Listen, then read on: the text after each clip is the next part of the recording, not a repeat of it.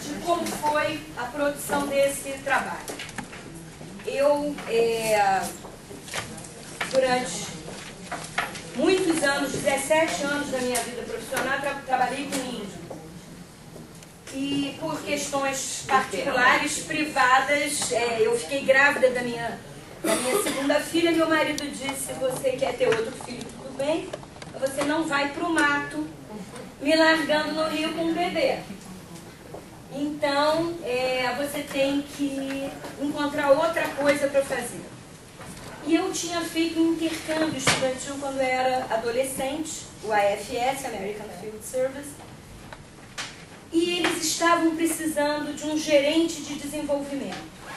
Eu, com os índios, nos últimos anos da minha vida profissional, tinha trabalhado gerenciando projetos de desenvolvimento. E então, uma pessoa que trabalhava no escritório do AFS me convidou se eu não gostaria de gerenciar uma verba da Kellogg Foundation que eles tinham recebido e que eles queriam desenvolver novos projetos. Bem, eu, nessa época, então, fui para o AFS e descobri esse nicho de mercado chamado interculturalismo.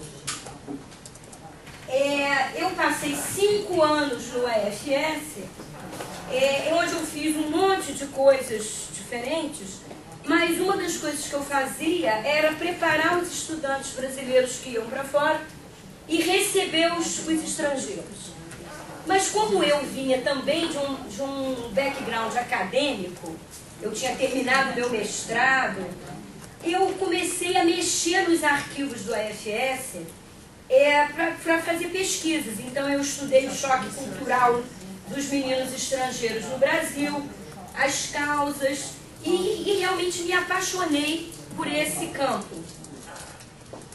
Esse trabalho aqui, sobre diversidade, foi um momento em que no AFS, no AFS Brasil, nós tínhamos a seguinte questão que o Milton mencionou ontem, ou no dia anterior. Como é que simplesmente a presença de um estrangeiro produz conhecimento sobre a diferença cultural? E a gente sabia que não. Então nós começamos a desenvolver um material para as escolas brasileiras que recebiam os estrangeiros, para ajudá-los a trabalhar com a diversidade. Não pensando no menino, não. Era pensando nos estudantes brasileiros. Bom, então, esse foi um momento em que eu estava muito aberta para a questão da diversidade. Naquela época, isso foi no ano 2002, não se falava em diversidade nas empresas no Brasil.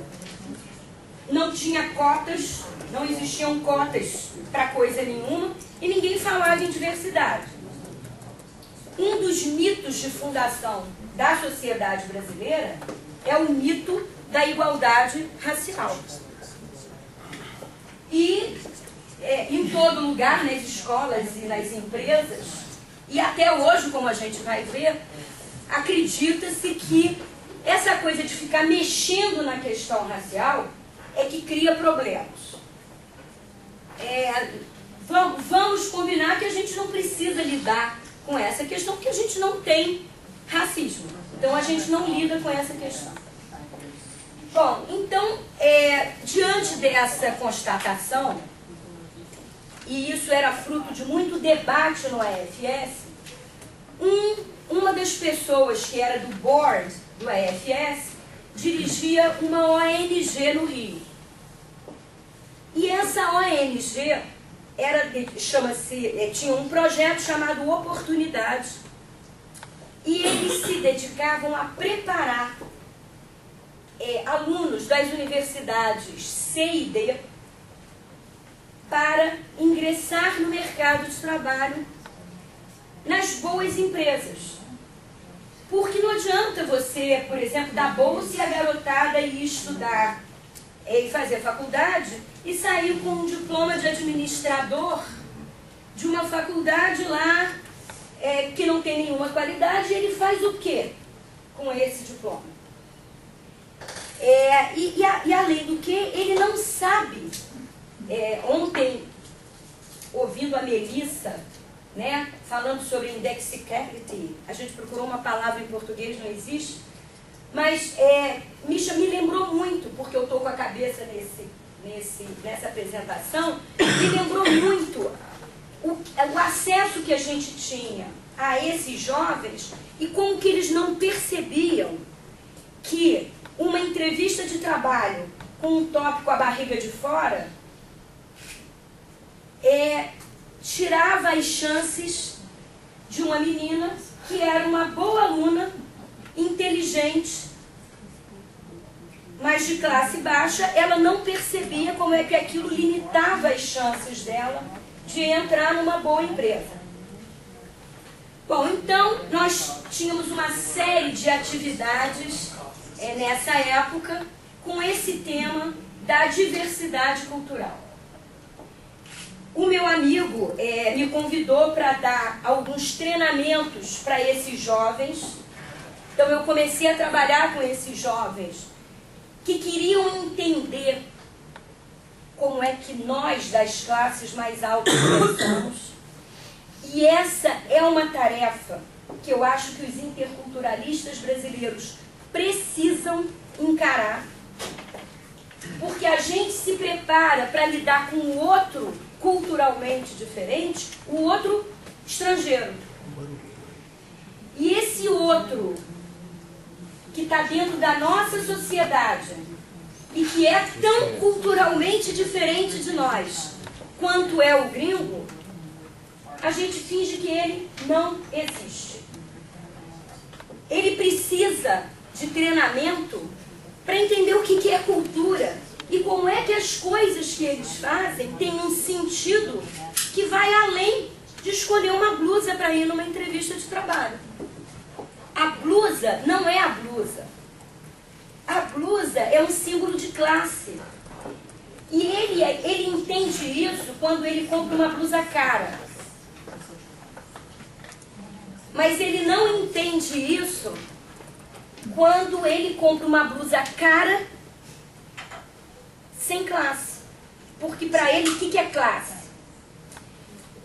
Um dos exercícios que nós fizemos, que eu fiz quando eu comecei a dar treinamento para eles, eu passava um monte de slides e eles tinham que escrever um adjetivo, uma palavra. Rico, pobre, feio, gordo, magro. E eles associavam gente magra com roupa de trabalho, roupa profissional, a rico. Era muito interessante, não passava pela cabeça deles profissional ou uma profissão, não passava. Rico. E menina, por exemplo, com roupa de ir no funk, gostosa.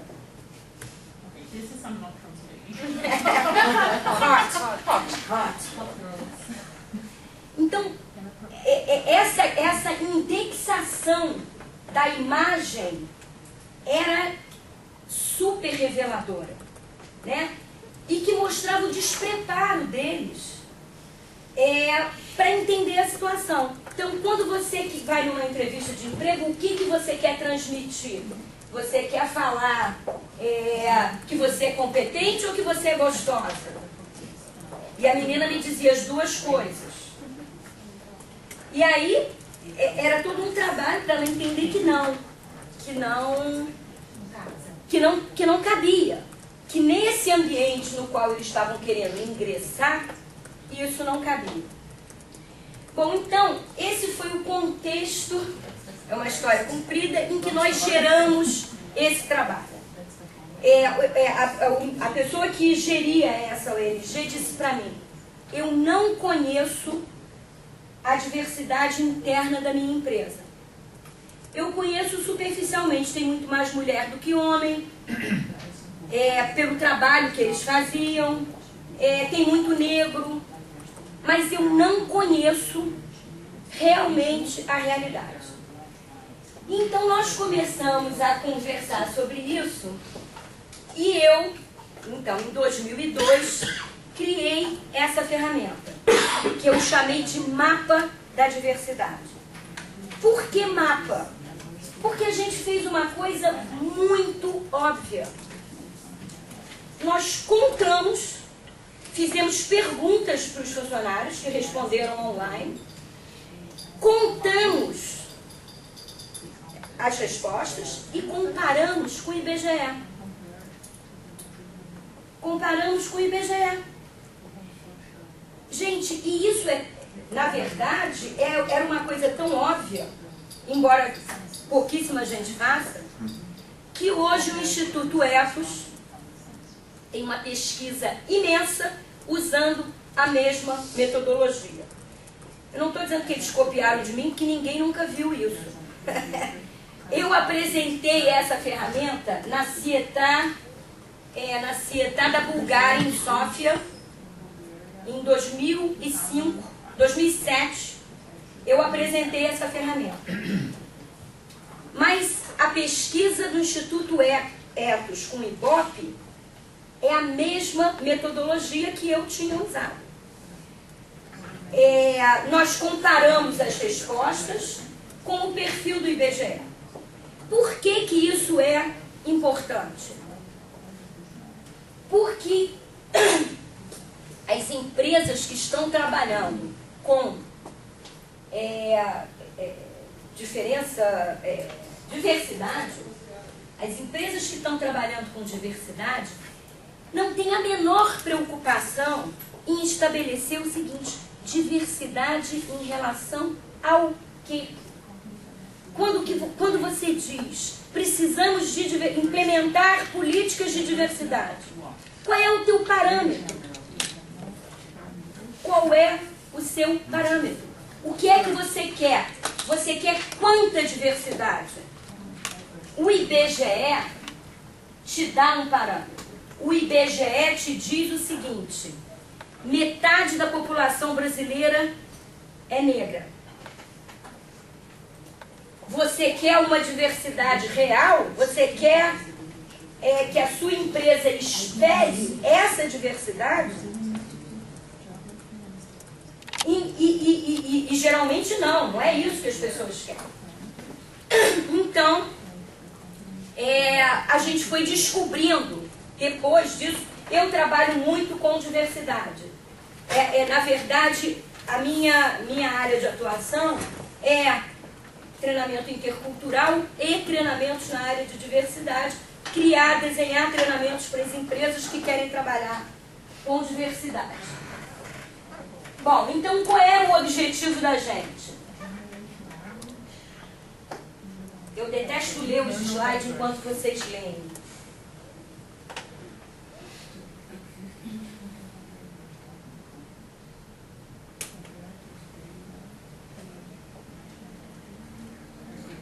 Bom, então o nosso objetivo era o seguinte: vamos fazer um mapa. O que é que nós temos? Tá? O que era, na verdade, então, a nossa agenda para discutir essa ferramenta? Primeiro, o background, que foi o que eu fiz com vocês.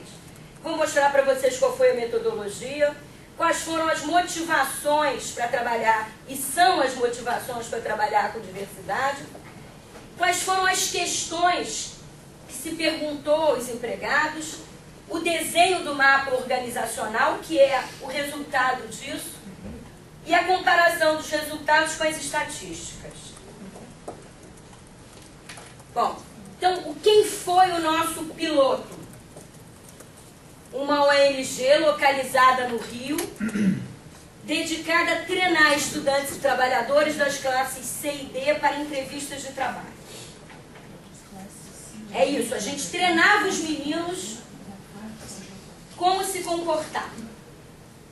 Eles tinham 310 empregados e 255 pessoas responderam online ao questionário. O questionário não era identificado, era anônimo.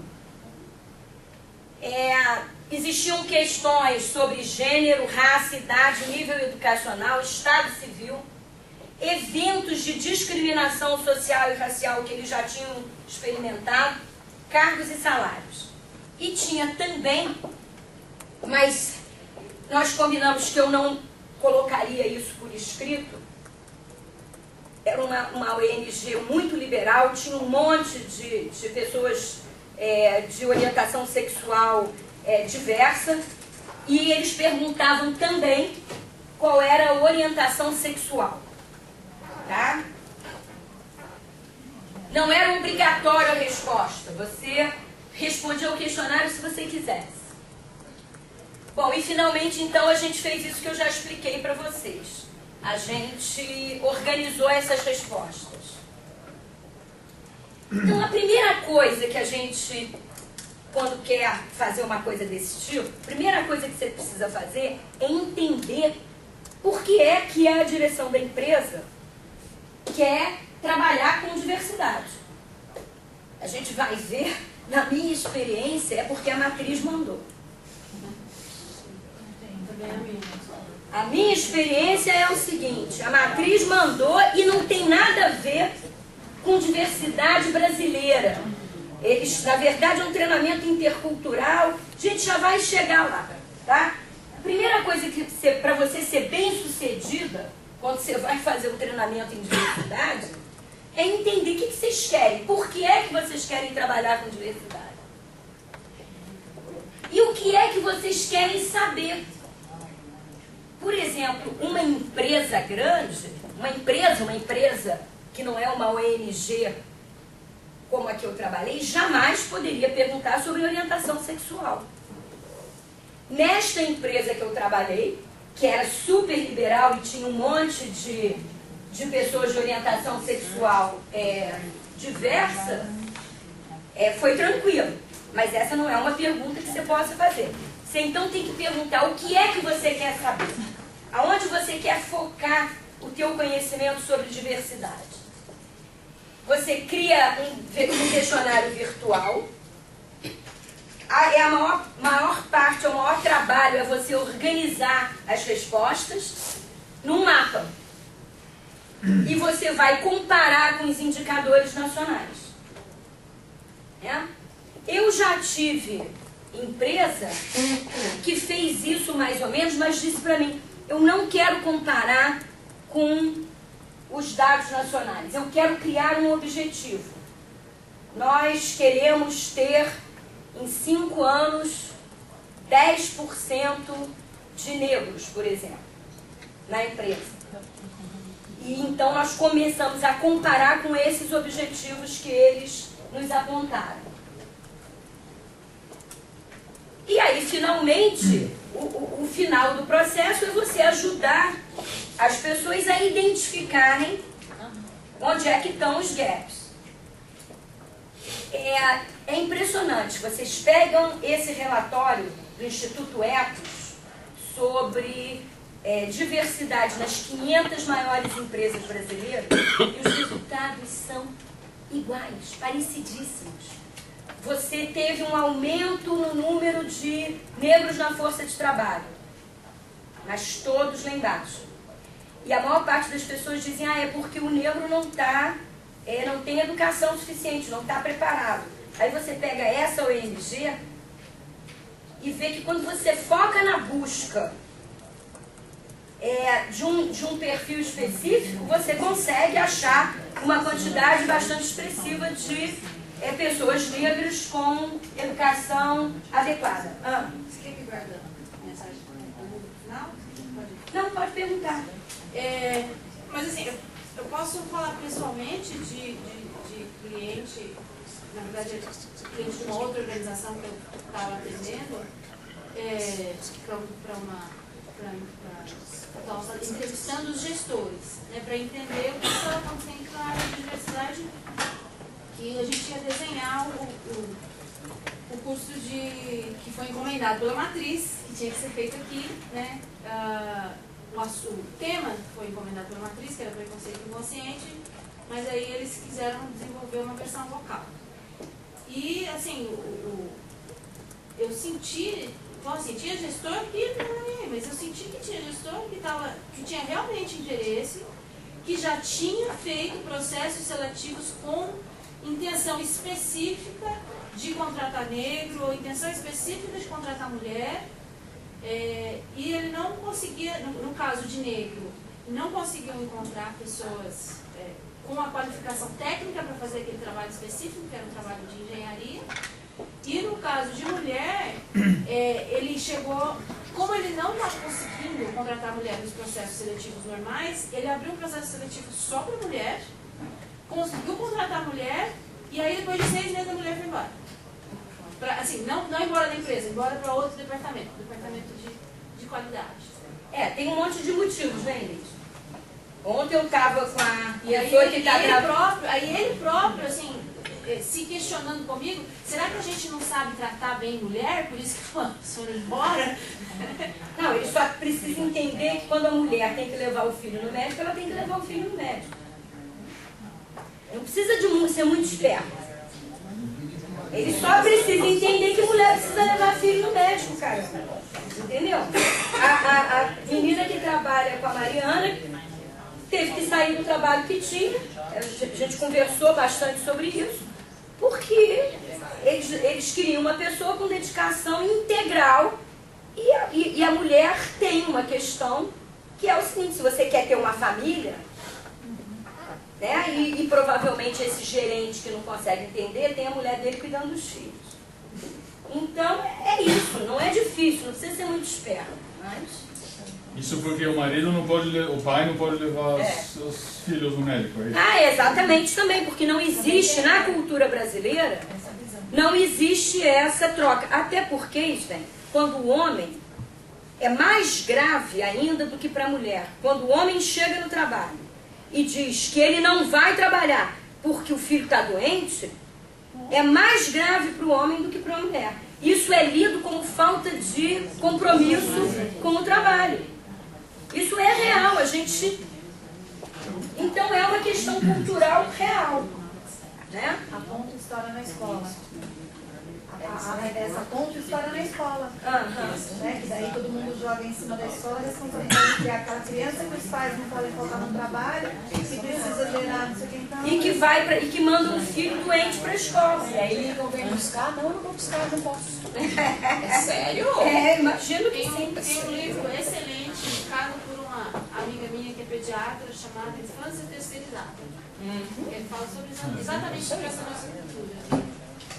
Enfim, mas já estamos saindo uma... Ok, vamos lá. Bom, então, normalmente a gente encontra 4 grandes justificativas das empresas, nesta ordem de importância, para trabalhar com diversidade. Imposição da matriz. Grande parte, para dizer a verdade, com exceção do trabalho que eu faço voluntariamente, com poucas e honrosas decisões. É trabalho voluntário. Fora o trabalho voluntário, trabalho, imposição das matrizes. O pessoal chega e diz, olha, temos que trabalhar com diversidade, tá? Você tem a legislação, e a gente vai ver o que é, responsabilidade social e vantagem competitiva. Essas duas últimas têm sido uma campanha, né? Você tem aí campanha do Instituto Etos, da Fundação Cabral, disso, daquilo outro. Você tem algumas entidades empresariais trabalhando a questão da responsabilidade social das empresas e a diversidade como consequência. E eles têm essa linguagem da vantagem competitiva. Achei interessante o slide da Inês ontem, que mostrava, depende, a vantagem competitiva não é sempre, nem em todo lugar, depende. Esse discurso não aparece no Brasil. O discurso que está sendo feito no Brasil é: equipes multiculturais geram riqueza, geram vantagem competitiva. E eu acho que nem tem pesquisa sobre isso, porque não tem equipe multicultural. Então, como é que vão fazer pesquisa de uma coisa que ainda não existe? Bom, então, a primeira coisa são as políticas de diversidade como resultado de imposição das matrizes. No exterior, essa coisa começou por imposição legal. Você pega, por exemplo, nos Estados Unidos, você tinha uma legislação que começou a exigir que as empresas cumprissem cotas. Eu tenho uma amiga brasileira que mora nos Estados Unidos, do sul do Brasil, então ela é loura de olhos azuis, e que me contou, achando muita graça, que quando ela entrou na empresa, que ela foi contratada, eles disseram para ela que iam marcar ela como outros, né? Porque eles precisavam cumprir a cota e ela tinha nascido no Brasil e que eles iam empregá-la como não branca. Porque eles têm que cumprir as cotas. E isso gera um movimento na sociedade, Mário, que é interessante. Eu não acho nem que isso tem que ser eterno. Mas você cria uma demanda. E embora, claro, as empresas tenham os seus recursos como esse, contratou a branca de olho azul como latina. Só, não sei se acrescenta, mas eu fiz treinamento com uma família que veio da África do Sul, de origem indiana, né? Então eles estão lá há muitos anos. Da família dela, ela é a primeira que, por conta do processo de cotas, que agora está sendo implementado lá, ela saiu porque ela não vê mais perspectiva de ela, a raça dela, a etnia dela lá. Hoje é uma das que, por exemplo, dentro do processo de seleção de emprego, é aquela que é colocada de fora porque tem tantos outros, então também tem o lado desse outro movimento. Essa é uma discussão que, se a gente entrar, a gente fica aqui o dia inteiro. Porque num país que 98% da população é negra, 98% dos empregos tem que ser dos negros. Me desculpe, ninguém tomou conta lá, ficou dono do país dos caras o quanto quis, e agora eles estão botando as coisas nos seus devidos lugares. E as pessoas não gostam, né? Não, porque os brancos tão competentes agora não tem espaço. Não tem. É um país majoritariamente negro. É o meu ponto de vista. Né? Isso é o meu ponto de vista. É isso mesmo. Quando você coloniza um país, em algum momento você tem que descolonizar. Porque as relações políticas avançaram e os negros estão dizendo out. Então é o seguinte, você tem que... Eu acho que a África do Sul é um exemplo fantástico de como você conseguiu fazer isso sem violência. É um exemplo fantástico. Mas que chega no momento que as contradições aparecem, você vai deslocar. Claro que as contradições aparecem, porque os empregos eram 100% para os brancos, aí eles fizeram uma coisa gradual. Luciana, e agora... Quando a gente fala em diversidade também, faz muito sentido cotas, se você muda o discurso, não fica mais um discurso senso comum igualdade, mas fala em equidade. Então, dentro de equidade, cotas faz todo sentido. E olha só, gente, agora a gente já tem um monte de pesquisas e de resultados. A UERJ, Universidade do Estado do Rio de Janeiro, foi a primeira universidade nacional a aplicar cotas. Todo mundo dizia... Chega lá dentro, eles não têm condições de acompanhar o ensino. Mentira! Os dados estatísticos mostraram que o aproveitamento desses meninos foi, na média, igual ao dos brancos. Eles vão abandonar o curso na metade. Mentira! Não abandonaram nada. Tudo que se dizia que ia acontecer está provado por estatísticas que não é verdade. Porque a gente está criando uma caixa de privilegiados. Mentira! Eles estão concorrendo entre si, entre iguais. Então eu conheço um monte de meninos desse projeto Oportunidade que tentam entrar na universidade por cotas e não entram porque tem um outro menino negro de escola pública melhor que ele. Eles vão peneirar os melhores da escola pública. Enfim, então essa também é uma outra discussão. Mas essa questão da diversidade no Brasil, em qualquer lugar do mundo, ela é cabeluda. No Brasil, é um espanto, porque a gente se recusa a dizer que tem racismo, a gente se recusa a dizer que tem problemas. Não tem nada, imagina.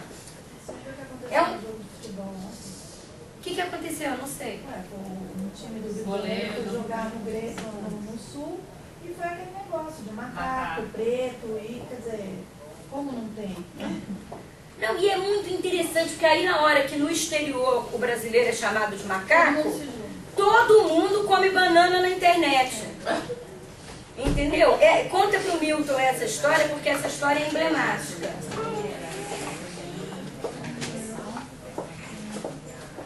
Luci, a gente tem um trabalho, eu e a Marina, que a gente dá um workshop, sistema financeiro pelo INPE, que é o Instituto de Educação Integral de São Paulo, então nos bancos no Brasil todo. Um workshop que chama até Valorização da Diversidade do Sistema Financeiro. E aí, as pessoas que participam, elas são selecionadas, elas fazem parte de gerência, conferência. O nosso susto perceber que não tem negros, não tem japoneses, só tem branco. E não é que eu estou falando em São Paulo, eu estou falando Bahia, eu estou falando Salvador. E no sistema... Salvador vai ter negro, né? Bahia. Eu também trabalho com banco, e além de ser branco, veste terno azul marinho e camisa de estradinha e gravata azul. Todo mundo igual. E um menino de uma consultoria internacional, que a matriz exigiu um treinamento de diversidade, eu cheguei lá e eles me receberam mal, com 4 pedras na mão, porque eu era representante da matriz que ia lá inventar essas coisas que não tinham nada a ver com o Brasil.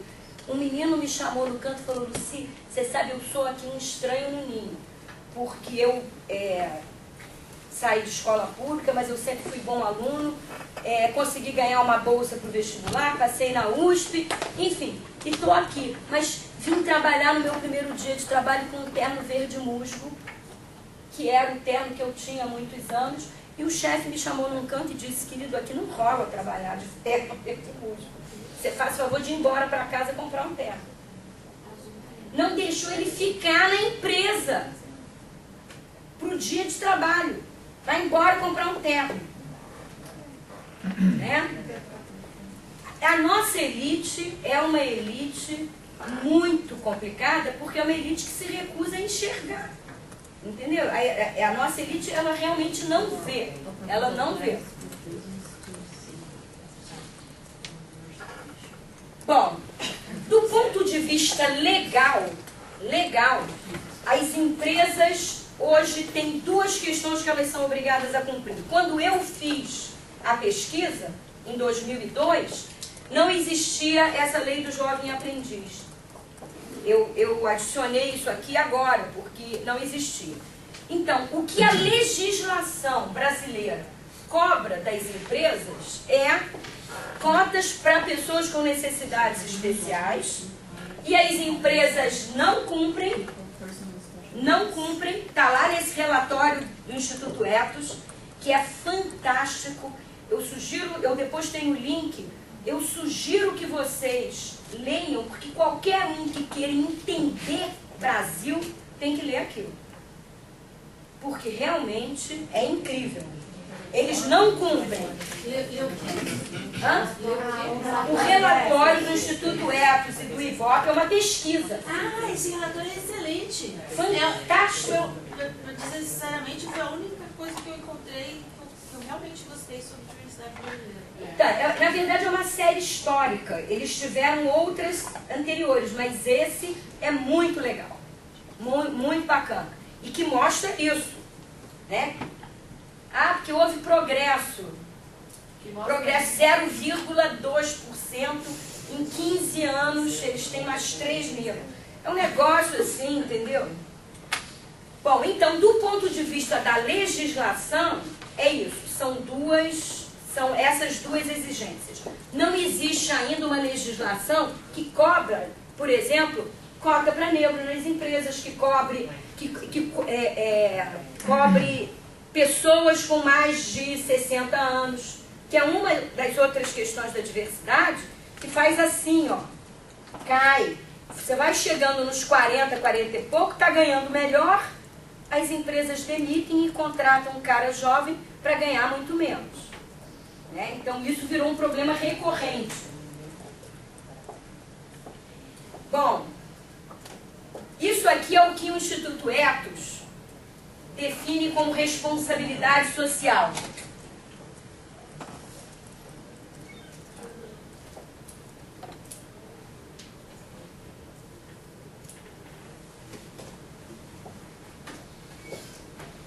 Então, na verdade, essa é a intenção. Hoje você tem um monte de empresas anunciando na televisão que atuam com responsabilidade social. A mais famosa é a Natura, que tem um monte de embates com as populações das florestas de onde eles tiram... enfim, por conta do meu trabalho anterior com o índio, eu conheço um monte de gente que trabalha nessas regiões que diz que é uma questão, mas a Natura é uma das empresas pioneiras nesse conceito de responsabilidade social. Tá? E tem embate com as... Entendi. Ela cumpre ou ela tem... Olha, eu acho que a Natura está no meio do caminho, a gente tem que ser justo. Né? Ela, na sociedade brasileira, é a mais avançada na questão da sociedade. Existe uma exploração real dos recursos e do conhecimento das populações nativas. Eles chegam lá e eles pesquisam, eles querem saber o que o pessoal usa para isso, para aquilo outro, e eles registram lá a propriedade intelectual deles. Você não vai ver a Natura registrando patente em nome de comunidade indígena. Agora, eles têm lá um trabalho que que permite, vamos dizer assim, a permanência daquela população com seu modo de vida tradicional. Isso é real. Mas também vão para a televisão e marqueteiam. Não é de grátis. Né? Não é de grátis. Eles vão lá para a televisão e marqueteiam. Essa área aqui, gente, que é a mais engraçada. É fantástico. Que é diversidade como vantagem competitiva. Virou agora uma febre. Todo mundo fala que se você tiver diversidade, você está com a vida ganha. Quer dizer, todo mundo. Todo mundo do lado dos institutos que querem promover a diversidade. Esse relatório do Instituto Ethos tem, assim, logo no início, duas páginas de assim, parágrafos falando de vantagem competitiva. Por que é que as empresas terão vantagem competitiva? Né? Então, isso aqui, assim, foram 2 parágrafos que eu tirei, né?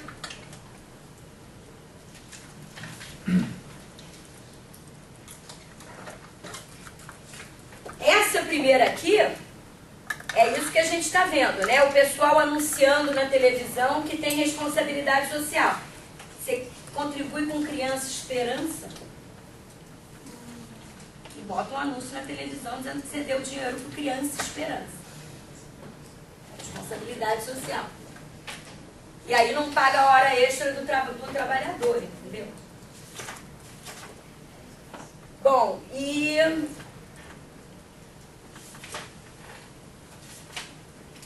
essa questão aqui, eu acho que é um pouco daquilo que a gente conversou ontem. Você hoje tem uma realidade no Brasil onde 40 milhões de pessoas saíram da extrema miséria e hoje, por exemplo, uma parte delas, pelo menos, tem um cartão de compras. As empregadas domésticas recebem com conta em banco, por exemplo, a minha recebe, abre a conta no banco, porque é sem custos, né? Durante o governo Lula foi criada a obrigação dos bancos estatais, Caixa Econômica e Banco do Brasil, abrirem contas sem custo para os trabalhadores receberem o salário. O que acontece quando um cidadão passa a ter um cartão de crédito? no sistema capitalista, você é valorizado pelo que você consome e pelo que você tem possibilidade de consumir. Na medida que você tem um cartão, você tem mercado sendo gerado para isso. Então, esses anúncios de empréstimo criou um vocabulário, né? Vocês já repararam nisso? Empréstimo para quem é negativado. Negativado? Que diabo que é isso? Negativado é quem está devendo. É o nego. Não é não. Não é não. Negativado é quem está devendo na praça e que não pode entrar no banco e pegar um empréstimo. É para quem tem crédito negado. Exatamente. Então eles dizem assim, crédito mesmo se você estiver negativado. Nossa Senhora.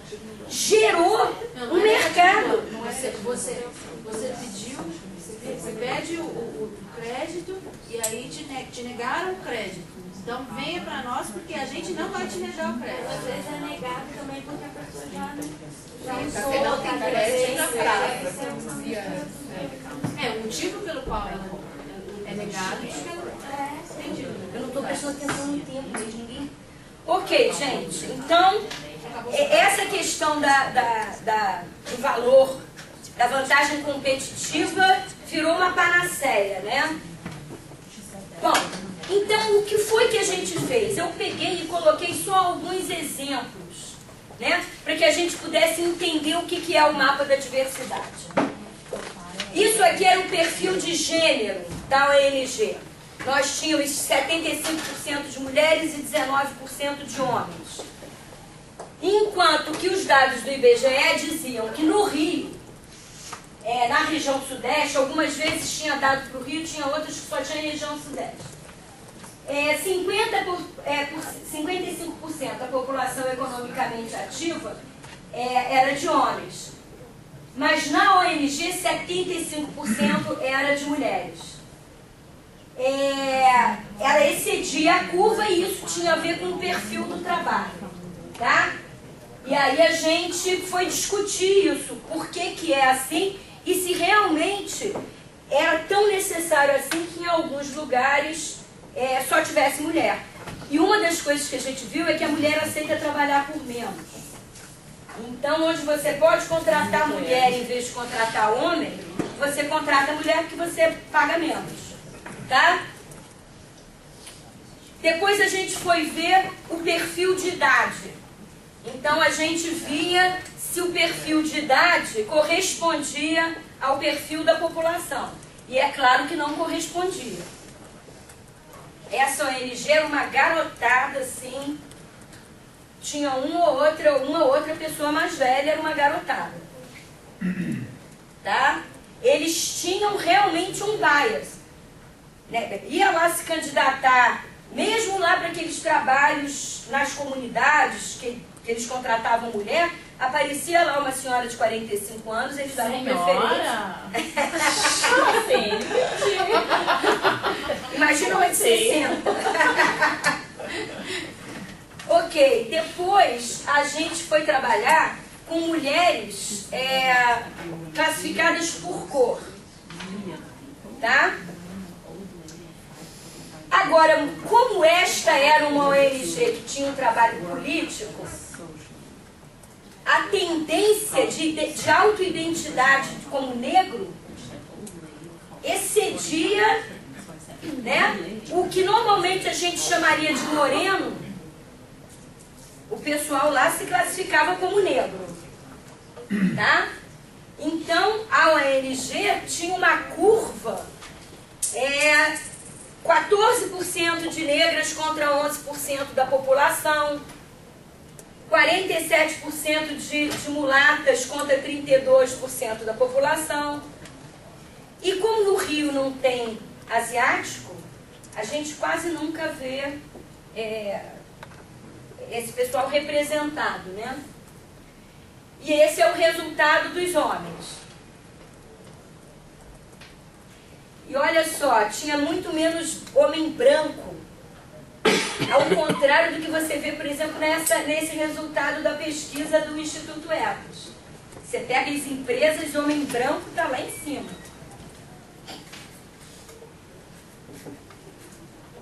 Ok? Bom, e aí é que começou a ficar interessante. Quando a gente começou a trabalhar com a questão das faixas de renda, né?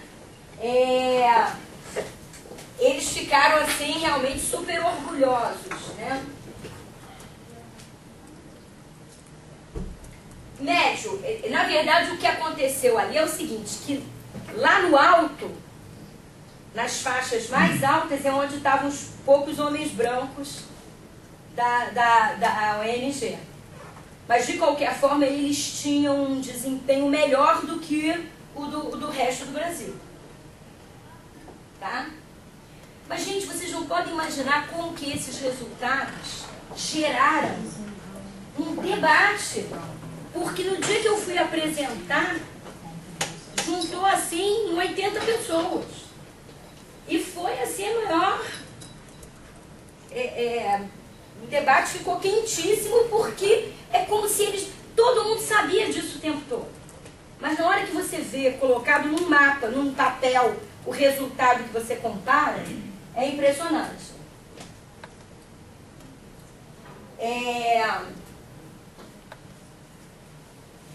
8,1% das mulheres pardas da ONG estavam nesta faixa mínima. Muito pouca gente ganhava salário mínimo na ONG.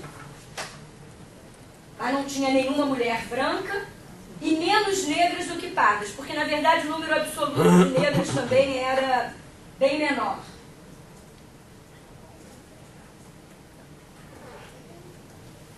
Nessa faixa aqui, né, aí quando você compara isso com isso, você vai ver onde é que estão os brancos.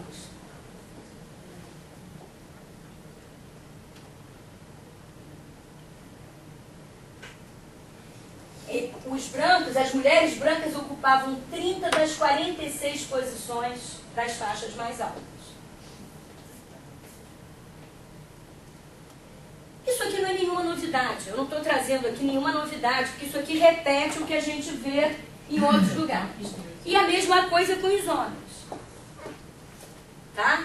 Embora esse fosse uma ONG que tinha uma realidade melhor do que a da realidade brasileira. O que eu acho que o que vale ser discutido aqui não são os números exatamente, o que vale ser discutido é o impacto que tem no grupo, na equipe, ver os números projetados.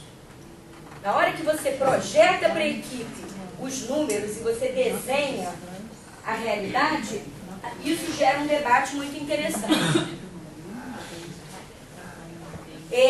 Bom, e aí a gente foi pesquisar a questão da educação, né? E aí você vai ver que quando você foca, porque não tem negros, homens e mulheres negras preparadas o suficiente para disputar no mercado de trabalho. Não é verdade. Se você focar o seu recrutamento, se você realmente focar o seu recrutamento nisso, você dá conta. Mas ninguém quer focar o recrutamento nisso. Porque isso seria o reconhecimento de que a gente tem um problema que as pessoas negam, né? Eu esqueci de traduzir lá em cima. Isso aqui eu traduzi da apresentação da Sófia. Bom, então a gente fez o resultado do nível educacional. Depois a gente trabalhou com homens e mulheres comparando com a região sudeste, porque nesse censo o IBGE não tinha para o Rio apenas.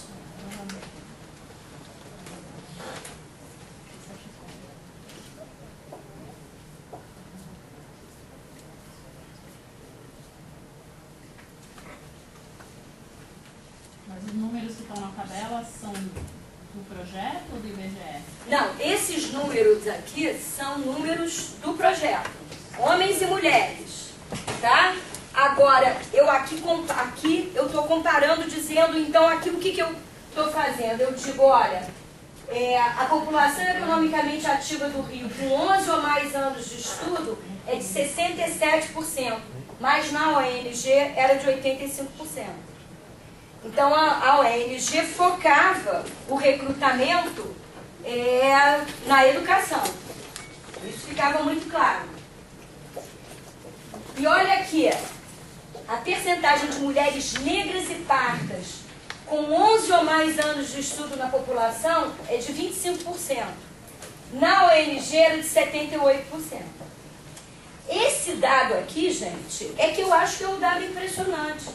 Quando você foca o seu recrutamento, eles focaram o recrutamento. Queremos mulheres negras que tenham completado o ensino médio. Então, quando você foca o seu recrutamento, você encontra, aparece.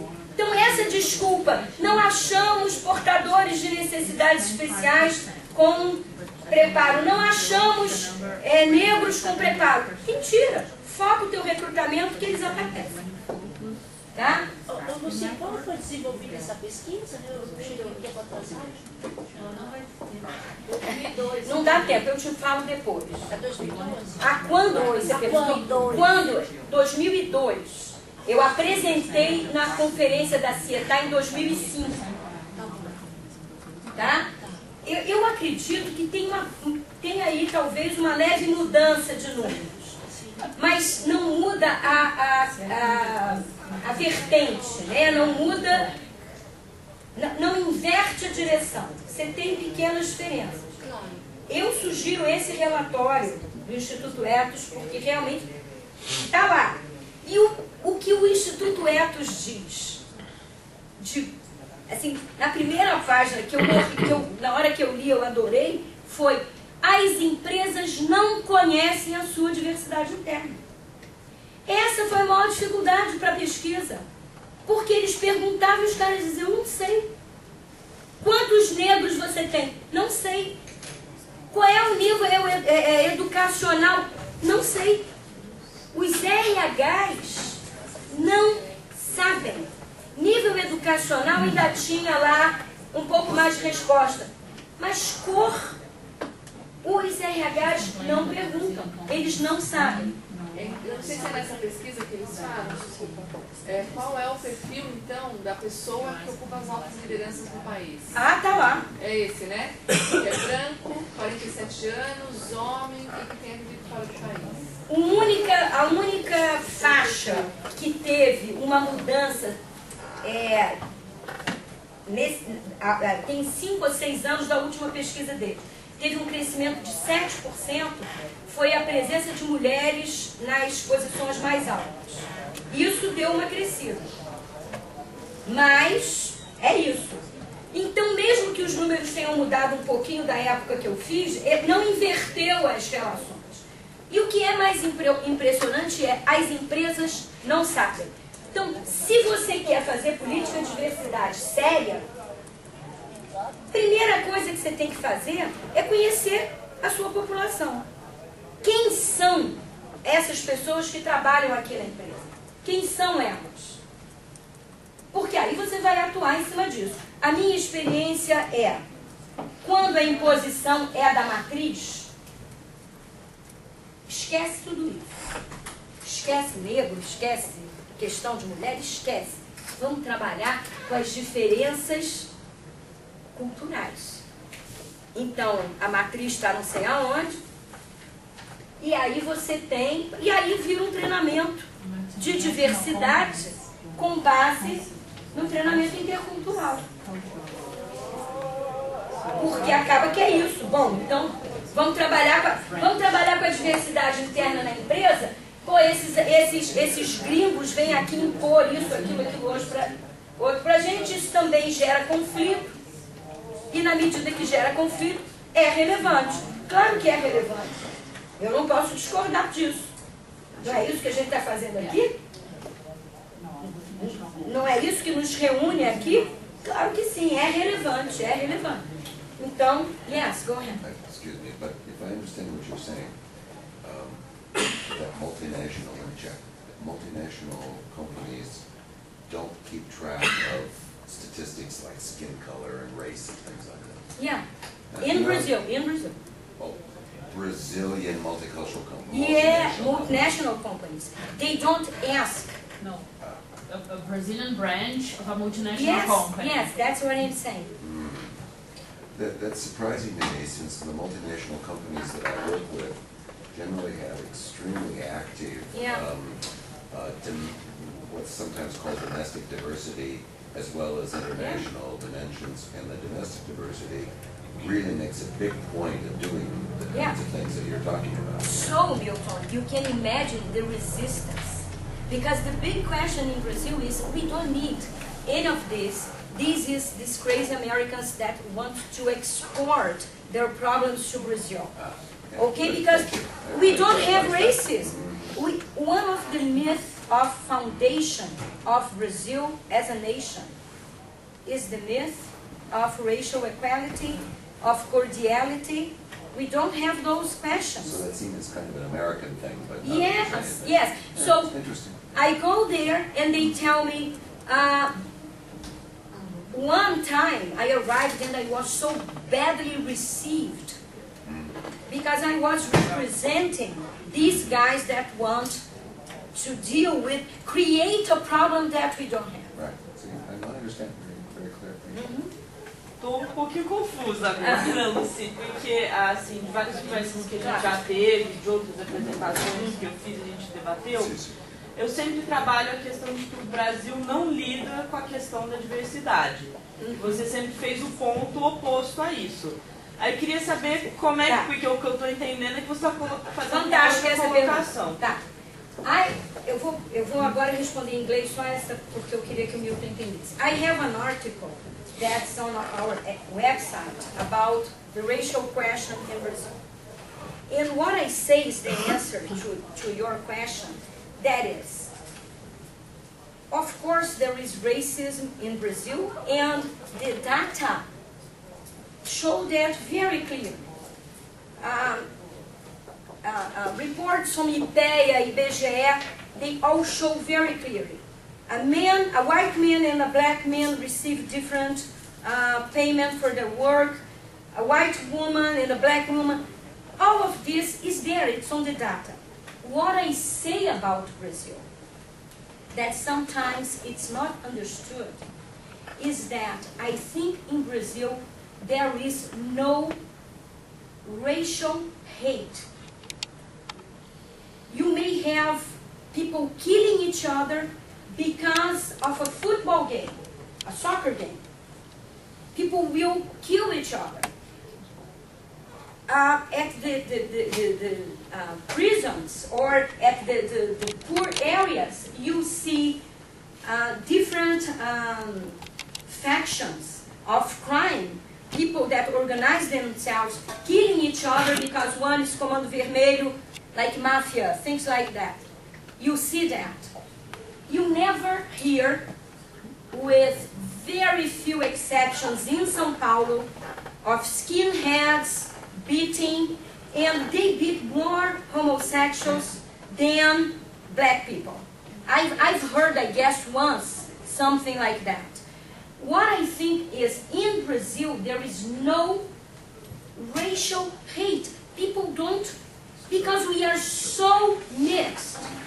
We have families in different blends. I have, well, not talking personally, we are really, the genoma, the human genoma, the World Project that tested the DNA of the human population to trace the path of humanity, found Brazil the most miscegenated people in the world. In the world. We are very miscegenated. So I think this has an impact. I know a leader of the black movement, an important leader of the black movement in Brazil, who is married to a Paulista, Italian, white, blonde, and we all tease him. Come on, only in Brazil you can do that. You can pass by with that. Being a leader of the black movement and being married to a white woman. And he laughs about it, and he has to agree, yes. Although he has a very strong speech about racism in Brazil, he has to agree. We have debated many times about, does racial hate exist in Brazil? And he has to agree. He doesn't think this is enough. This is another question. But he has to agree, yes, we don't hate each other because of color. No, I just don't want us to keep the racist question. I'm talking about diversity as a whole. Do you think Brazilians deal well with diversity? Depends. From what you're telling Yeah, me, from your depends. presentation, we don't. No, depends, Mariana. What I think is, if we discuss the matter of work, labor, and the advancement of the poor, and then I'm not talking only about diverse, Yes, diverse, what but- Brazilians call white, because Milton, this is something about Brazil that is important to tell you. I was with this American guy from AFS visiting a private university in Rio, and I told him, see, people say there is no racism in Brazil, but if you look around, you don't see black people. And he looked at me and said, you don't see black people? And I said, oh. And then we discussed, I didn't see black, I was not seeing black people, he was. I never thought of myself as a non-white until the day I got in the States, and they told me you were Latin. Oh yes. Who knew? Yeah, I didn't know. In Brazil, if you are not black, and I mean black, you are White. white. Everybody's white. The Asians are called white because they are not black. Mainly in Rio, that we don't have white Asians, because we don't have Asians. In Rio, Asians are white. Yes. Then. Did you? Well, yeah, but these are, I mean, for the most part, these are political categories everywhere. You know, it's like whites and blacks and Yes, coloreds in yeah. South Africa, you know, they're political categories more Yes. than they are actual skin color or physical or other physical Okay, characteristics, Brazilian, categories. Milton, Brazilian legislation says that color is self-identification. So at the census, they asked, what's your color? Not your race. We don't use this. What's your color? 2,200 words to define color. I am bubblegum, I am caramel, I am chocolate, I am I consider myself pink. 2,200, yes, 2,200 words. And so to finish, Mariana, so what I think is that because we have this absence of hate, the social life is lighter. We deal with the diversity in a very positive way. Rio, that is a very touristic place that receives a lot of tourists. I hear that all the time. Oh my God, it's so, the social environment is so light.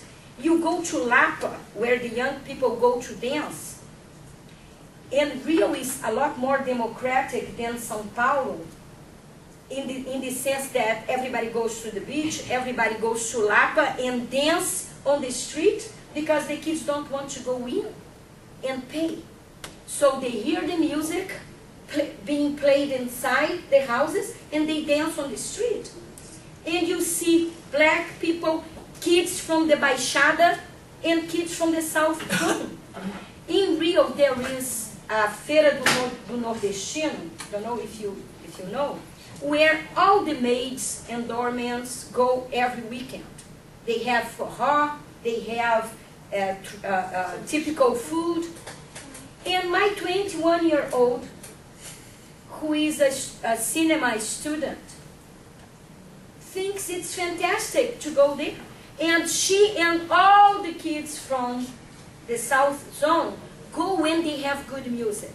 It's not about being cool to be, if they have good music, and they don't go every weekend, but if so-and-so comes from the Northeast to play for her, and it's a good musician, everybody goes. What I think is that it's a light, more light environment to deal with diversity than in the places where you have this racial tension that you feel,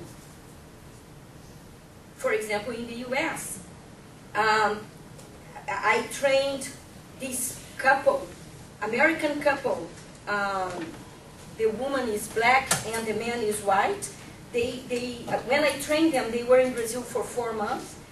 And she told me that this had struck her, how light she felt, the absence of creating a reaction to them.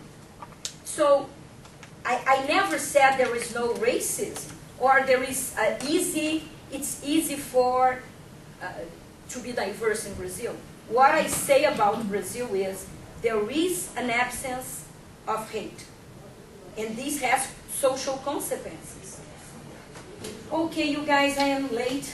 Thank you very much for your attention. Obrigada, gente.